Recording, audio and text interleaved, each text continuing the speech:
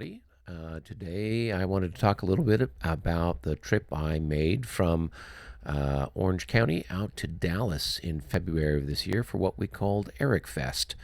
There I got together with a group of my friends who I have played La Bataille with at various consim events over the course of the last several years.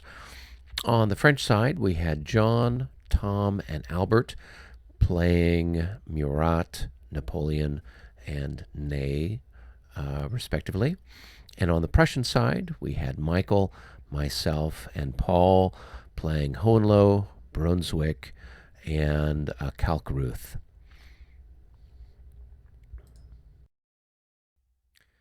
The game on the table was the historical alternative Super Jena, part of the La Bataille de Prusse 1806 by Marshal Enterprises. The map itself is of the Jena battlefield, and the idea is that the entire Prussian army has managed to get their act together and concentrate in this one area.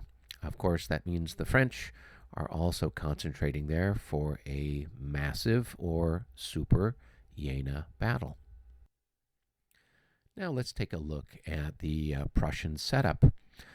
To the western portion of the map, holding the Prussian right and center right, was Hohenlohe's divisions.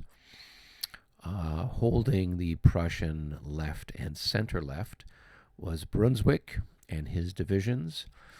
And in the center in reserve was Kalkruth's corps, as well as Blücher's avant-garde group. The Prussians organized their divisions in a series of lines. The idea being that the first line would be engaged. It would get potentially damaged or be, caused to rout. It could then regroup behind the second line. So the divisions were kind of organized in this way to give it a little bit more depth and delay the French as they came in. The idea being that we would kind of concentrate behind Battaile. Now, looking at the French deployment along the southern map edge, Napoleon, the Guard, and Marshal Lannes' corps took the center, moving up onto the high ground there outside of Battaile. Coming up along the French right was Marshal Soult's corps, as well as most of the elements of the Marshal Murat's reserve cavalry. Finally, on the French left was first Marshal Ney's corps, followed by Marshal Augereau's corps, and they took a position to the left of the Guard and Lannes corps, choosing to stay there instead of trying to advance through the defile and that sort of rough terrain that was a little bit more to the west of the map.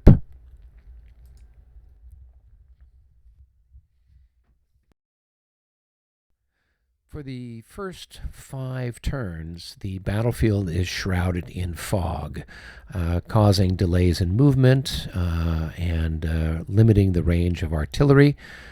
During that time, we as the Prussians had a chance to see where the French were pushing, and we pulled back our divisions appropriately to buy ourselves a little bit of time before we met up with the French. Here we're looking at the initial placement of troops, looking at the Prussian side, heading from the right across the center over to the left, and that's the far left of the Prussian line.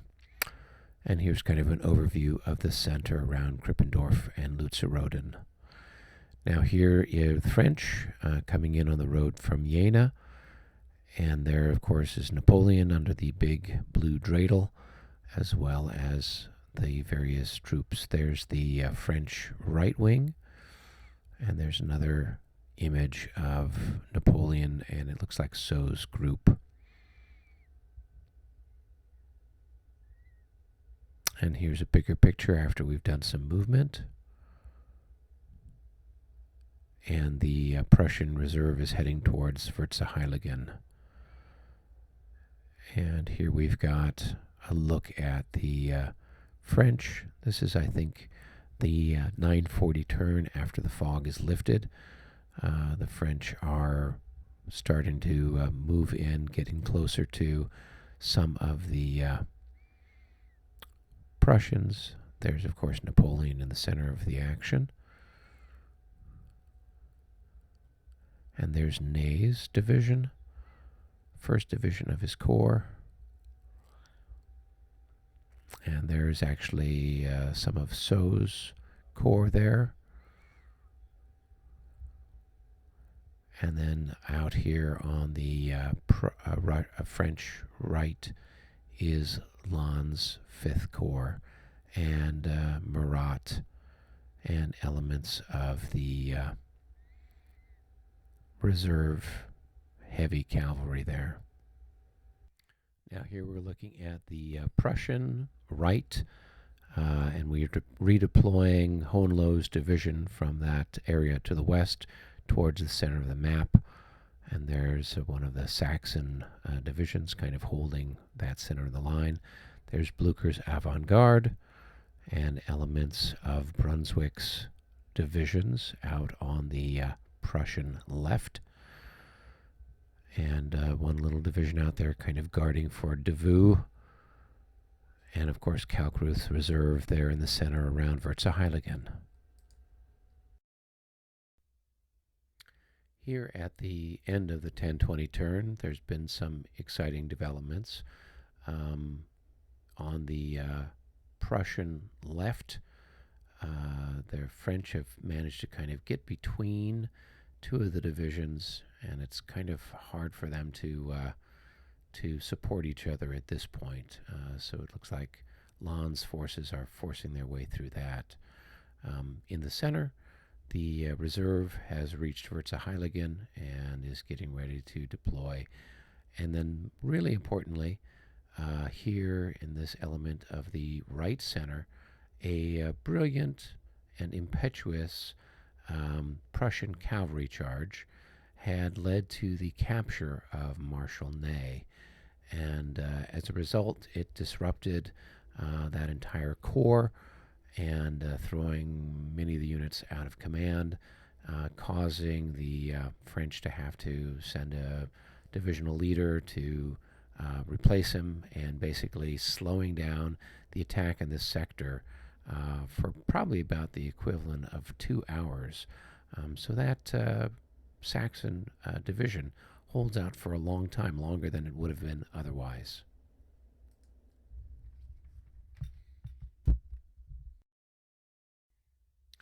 The Prussians are at a disadvantage against the French here in the lack of command points. Fortunately, because we were on the defense, once we kind of had our line set, we didn't have to worry too much about it other than some counterattacks. But we did use a number of our command points for administrative marches, basically to help redeploy units to various sectors that we felt were going to be threatened. All right, this is how things stand at the end of the 10:20 turn. The Imperial Guard is stomping on board. We've got elements of Augereau's corps, Imperial guns. Ney's corps is in disarray due to Ney having been captured. All right, I'll see you guys A little bit. Here we've got Saux's corps in a very conservative position. Oh, and there is the Emperor himself.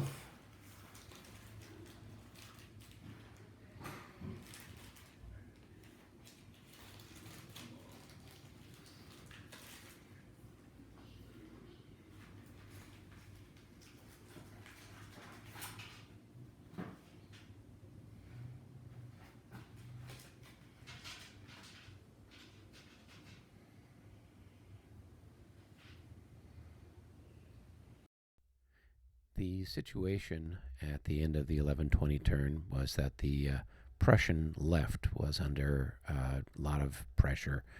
A couple of divisions were getting flanked, and the units were getting rolled up with effective cavalry and infantry attacks, while the center was holding, and the Prussian right wing was doing well. A ton of new reinforcements were coming in to turn the center into a graveyard for the Prussians. At the end of the 12:20 turn, things were starting to look a little bit more desperate for the Prussian left. A couple of the divisions there were getting seriously mauled by Lannes' corps and the heavy cavalry out there. Krippendorf had been taken, and while the Guard infantry of the Prussians had come out to do some damage to the French, the brave little 3rd Saxon division was finally getting surrounded and ready to be destroyed by the French. Hohenloh's divisions were being redeployed from the western section of the map towards the center, and one of them being sent by administrative march even further east to meet Davout and his impending arrival.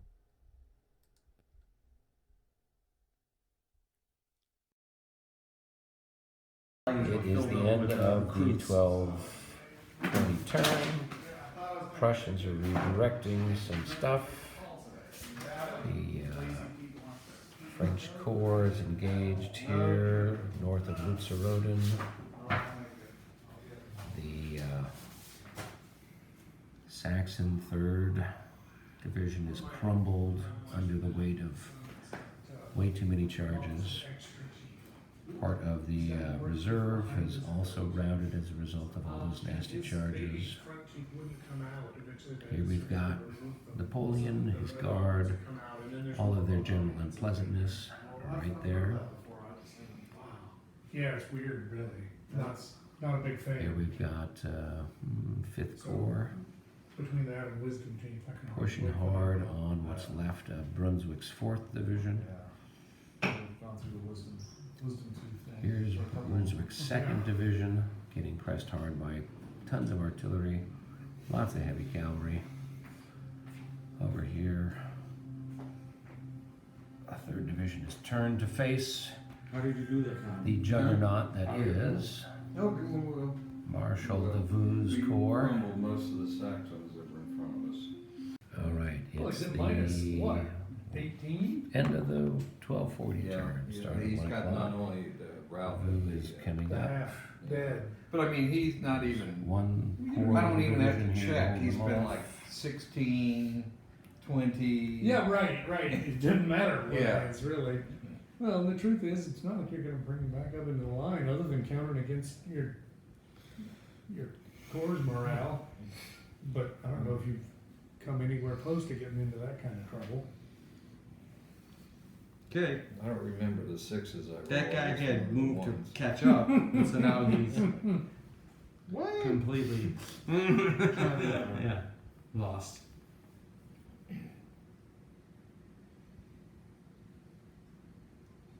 He keeps like moving 2 hex. He keeps falling back like 2 movements away.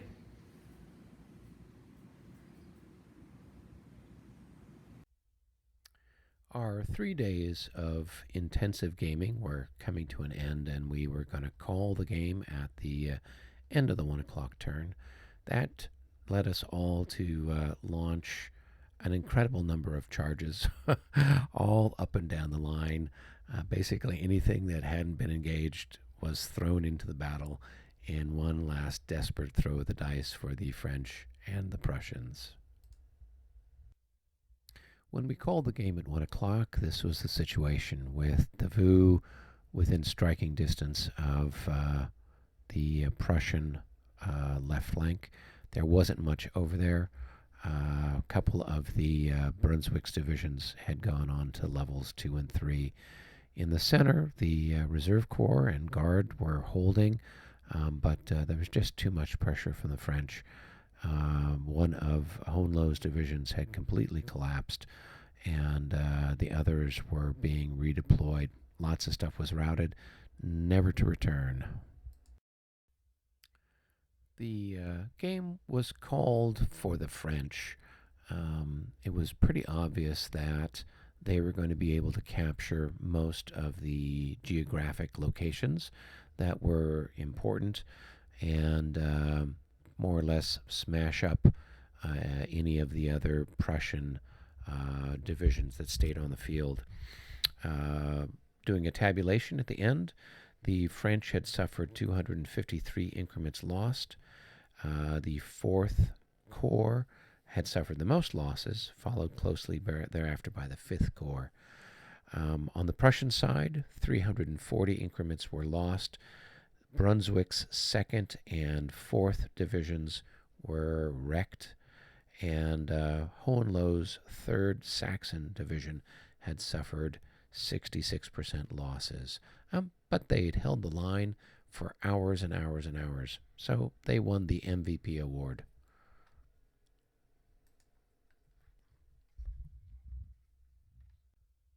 Altogether, this was a great game, lots of fun, good camaraderie all around the table, and this worked out really well as a scenario to get all the players engaged with the battle right off the bat.